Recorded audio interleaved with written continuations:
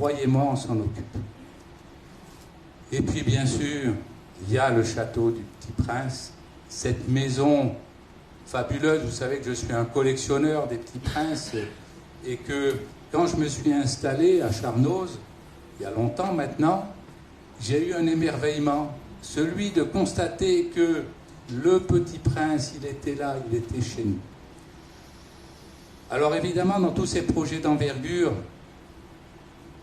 il y a l'idée. Ce que nous voulions, ce n'était pas un lunapark. Évidemment, ça n'était pas non plus une maison d'auteur. C'était quelque chose qui nous permette de nous immerger dans l'univers du Petit Prince. C'était quelque chose qui permette de mettre en valeur Antoine de Saint-Exupéry. Alors, la première des questions, c'était de savoir si le projet était viable et rentable.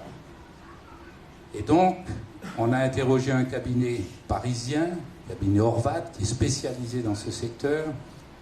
Et puis, on a eu notre espoir conforté, puisqu'ils nous ont dit oui, c'est un projet viable, c'est un projet qui peut apporter pratiquement 100 000 visiteurs, c'est un projet qui peut donner du travail, c'est un projet qui peut illuminer de notre territoire, de ce dont nous avons besoin pour combattre la métropole, c'est-à-dire de choses brillantes, de choses importantes pour le développement économique.